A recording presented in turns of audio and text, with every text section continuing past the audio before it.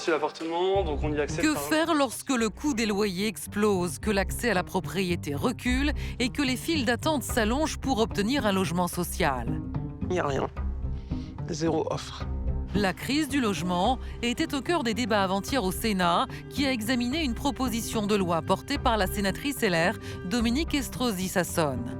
L'objet est simple, tracer un cap clair et nous donner les moyens de répondre à l'onde de choc politique de la crise du logement. Le texte préconise de construire plus, de rénover les bâtiments existants, de préempter des terrains vendus à des prix excessifs ou encore de protéger les propriétaires des squatteurs. Mais une mesure passe mal. Les communes urbaines qui n'ont pas encore respecté leurs obligations de construction de logements sociaux pourraient inclure dans leurs nouveaux chantiers des logements intermédiaires aux loyers plus coûteux. La gauche sénatoriale dénonce un détricotage de la loi Solidarité Renouvellement Urbain. C'est la loi SRU qui est visée. Tout concourt à faire chuter la production de logements sociaux et à déprioriser les publics les plus fragiles. Tous les garde-fous qui pouvaient s'interposer entre la volonté de certaines communes récalcitrantes et l'État sont balayés. Premier poste de dépenses contrainte des ménages, le logement est devenu un enjeu de premier plan, d'autant que la crise actuelle freine la natalité. Faute de mètres carrés, les Français n'ont jamais fait aussi peu de bébés, selon le rapporteur d'une mission parlementaire sur la crise démographique. On est le seul pays d'Europe où le désir d'enfant est aussi haut et la réalité aussi faible. Et ceux qui veulent en avoir, ils se posent des questions matérielles. Les loyers deviennent très chers, le prix d'acquisition devient important, les taux d'intérêt augmentent. Alors pourquoi la crise du logement se révèle-t-elle si aiguë? Faut-il construire toujours plus? Comment loger tout le monde? Nos trois invités pour ce débat, Robin Rivaton, bonsoir. Bonsoir. Entrepreneur et essayiste, selon vous, l'une des raisons de la crise du logement, c'est que les terrains coûtent trop cher. Si on construit de moins en moins de logements, c'est en partie à cause de l'effondrement de la maison individuelle. À côté de vous, Marianne Louis, bonsoir. Vous êtes directrice générale de l'Union sociale pour l'habitat. C'est la structure qui regroupe les HLM en France, 5 millions de logements et 11 millions de locataires dans ces fameux HLM. Et selon vous, l'objectif des sénateurs, donc les sénateurs LR qui ont fait cette proposition de loi, de relancer la construction de logements est souhaitable. Mais ce qui compte, ajoutez-vous, ce n'est pas le nombre de logements construits, c'est qu'ils soient destinés à loger les familles les plus modestes. Autrement dit, c'est une bonne attribution de ces logements. Et à côté de vous, Marie-Corde Roy, journaliste à BFM Business en charge de l'immobilier. Selon vous, la crise du logement n'a jamais été aussi forte. La principale cause, c'est le ralentissement de la construction. Par ailleurs, la crise inflationniste, ajoutez-vous, a provoqué un arrêt de l'accès au crédit immobilier car les taux ont progressé de manière stratosphérique. Et alors, on va démarrer ce débat avec le chiffre du jour. Le Sénat fixe pour objectif, donc dans sa dernière proposition de loi, la construction de 400 000 logements neufs par an d'ici 2030, contre 260 000 en 2024, qui était un chiffre historiquement bas. Robin Rivaton, il n'y a pas assez de logements à acheter ou les Français n'ont pas assez d'argent pour les acheter? Il n'y a pas assez de logements à acheter, parce que le chiffre que vous mettez est purement incantatoire. On parlait de 500 000, on a parlé de 600 000, on parle de 400 000. Un jour, on dira 300 000, c'est bien, parce qu'en fait, on sera à 200 000. La réalité, c'est qu'aujourd'hui, on ne produit pas assez de logements. La production de logements, c'est pas seulement la construction neuve de logements, c'est aussi la transformation de bureaux en logements, c'est aussi la surélévation, la rénovation, évidemment. Et donc, aujourd'hui, on voit bien qu'il n'y a pas une solution magique pour relancer cette production, mais ce blocage sur la production de logements neufs a un impact très concret. On peut se dire 200 000 logements, c'est pas grand-chose. Il y en a 37 millions dans le pays, 200 000 en moins, ça va pas faire la différence. Ça fait la différence parce que ça bloque les parcours résidentiels. La personne qui ne rentre pas dans ce logement, elle reste dans le parc locatif privé, dans le parc locatif social. Et donc, l'autre personne qui arrive, le jeune étudiant qui part de chez ses parents, le ménage qui est en mobilité, le ménage qui est en situation de divorce, il se retrouve sur un marché qui est bloqué. Oui, mais Marie-Corde Roy, il y a aussi les moyens d'acheter, tout de même. Quand on voit que les salaires ont été multipliés par 5, quand le prix du logement a été multiplié par 12 en 40 ans, il y a quand même une distorsion incroyable. C'est un tiers du revenu des Français aujourd'hui. C'est de plus en plus lourd. Le coût du logement, il est évidemment de plus en plus lourd. Ce qui est assez dingue d'ailleurs, quand vous regardez les sondages d'opinion, tout le temps, la priorité des Français, c'est le pouvoir d'achat. Et dans les médias, on voit toujours le pouvoir d'achat, c'est monsieur et madame tout le monde, à la caisse du supermarché ou à la pompe à essence. Mais en réalité, la plus grosse dépense mensuelle des Français, c'est leur logement, qu'ils soient locataires ou propriétaires, en remboursant les mensualités de crédit. Donc oui, les salaires n'ont pas pas suivi les prix de l'immobilier. Et les taux d'intérêt, je le disais, dans la crise inflationniste qu'on a connue, ils ont une progression spectaculaire, pas tant en montée, parce que des taux à 4%, on en a connu pendant des années. C'est juste qu'on est passé très rapidement des taux à moins d'1% sur 20 ans à 4,2% à l'espace pour emprunter, d'un an c'est et demi. ça. C'est les taux pour emprunter. Les crédits immobiliers pour emprunter. Et c'est ça qui a complètement grippé le marché à ce moment-là aussi, au-delà de l'écart entre les salaires et les prix. Marianne-Louis, vous qui êtes en charge de la gestion du parc HLM en France, en tous les cas qui regroupait la structure de tous ces HLM, est-ce que vous sentez ce qu'on lit dans les sondages, c'est-à-dire que les Français ne veulent plus agrandir leur foyer parce qu'ils n'ont plus la place de le faire, et c'est le cas notamment dans les HLM? Nous, ce qu'on ressent beaucoup, c'est que ce qu'on appelle le taux de mobilité, c'est-à-dire les personnes qui peuvent quitter le logement social, a profondément baissé. Avant, on avait un taux de mobilité, on avait un taux de rotation, on avait à peu près 10% de nos locataires tous les ans qui quittaient leur logement, et en grande partie pour aller vers de l'accession, parce que quand on est locataire, souvent l'aspiration quand on est locataire HLM, c'est vers l'accession à la propriété. Et ce qu'on voit, c'est que ce taux chute, et à l'inverse, on a de plus en plus de demandeurs. Donc, pourquoi le taux chute? Et là, je rejoins ce qui est dit. Le taux chute parce qu'avec des revenus modestes, même quand on a, je dirais, les revenus modestes les plus importants du parc social, on ne peut plus du tout accéder à la propriété, la hausse des prix eux-mêmes et la hausse des taux d'intérêt. C'est pour ça que, par rapport à l'objectif de 400 000 logements, évidemment, il faut produire des logements. Du projet de loi LR. Mais il faut se préoccuper de quel type de logement, à quel niveau, pour que les niveaux de prix de sortie soient accessibles. Je rappelle que le salaire médian en France, le revenu médian, on est autour de 2100 €. Je crois qu'avec 2100 € sur 25 ans, on doit pouvoir emprunter 250 000 € à peu près, quelque chose comme ça.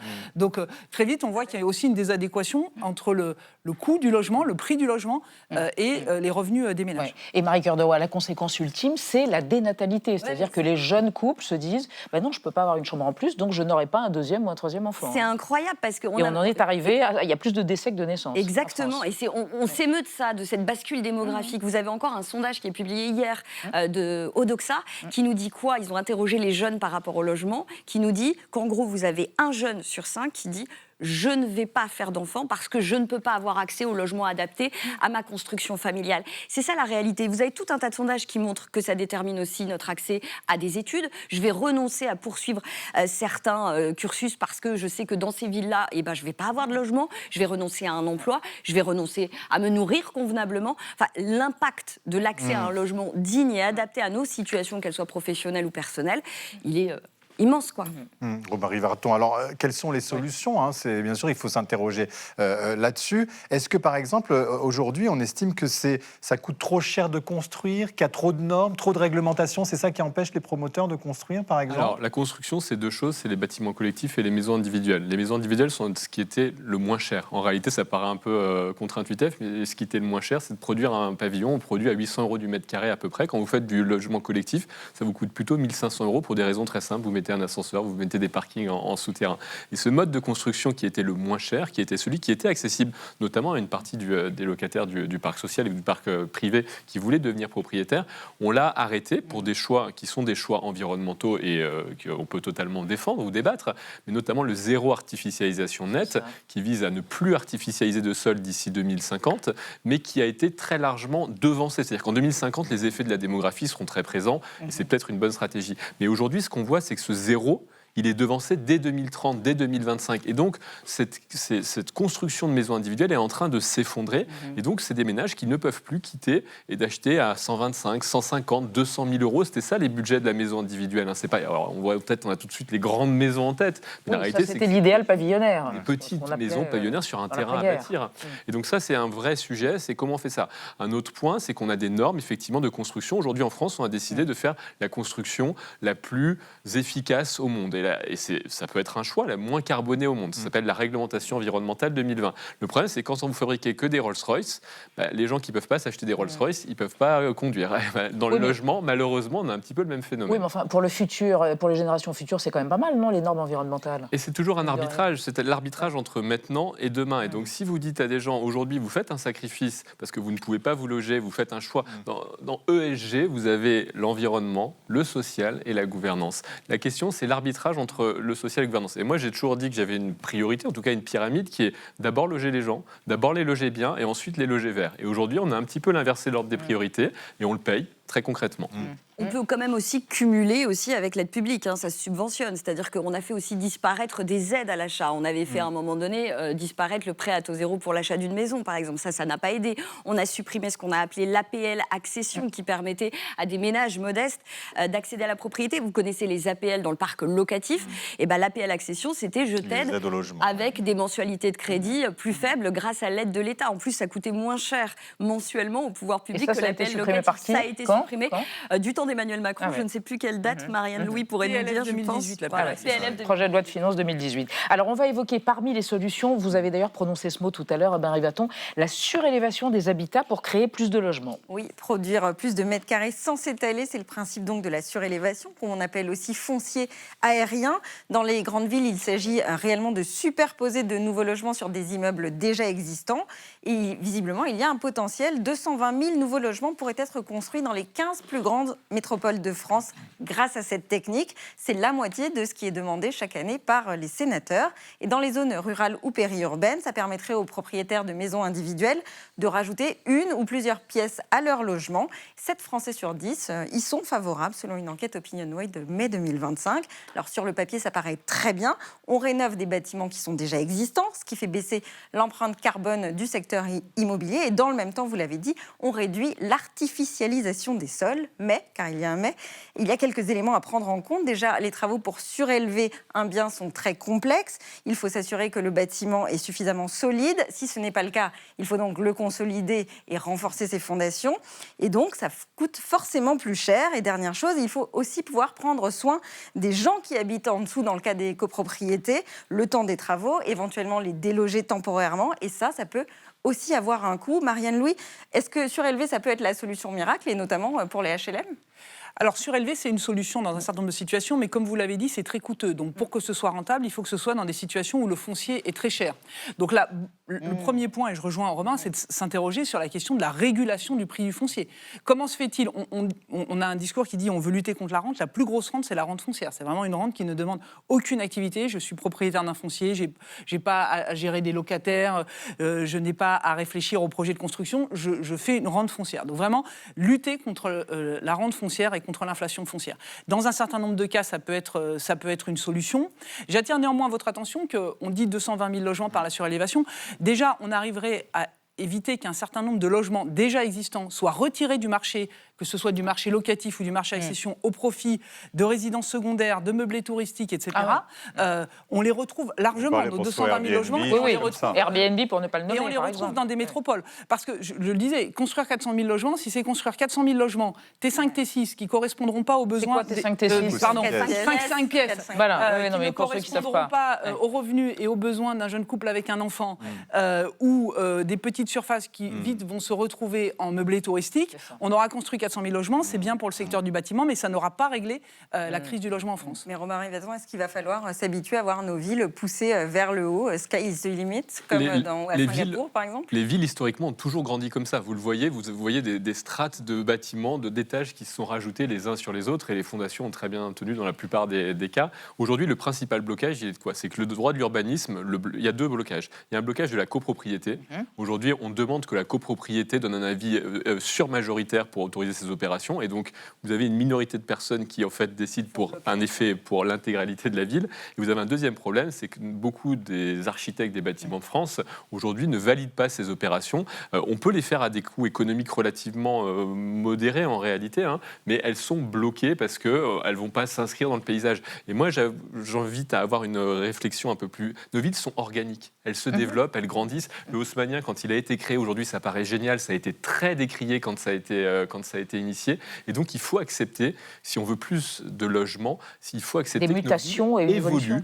Elles ont des trames différentes. On rajoutera des étages. C'est peut-être pas joli sur le papier, mais c'est ce qui permet de loger des gens. C'est joli. Non, il faut le dire. En fait, c'est de plus en plus faisable techniquement parce que on a amélioré en fait les matériaux de construction. Vous avez de la surélévation, les surélévations là. Et de la surélévation bois qui permet justement de moins se poser la question de savoir si les fondations sont assez solides. C'est plus léger. C'est donc plus faisable techniquement.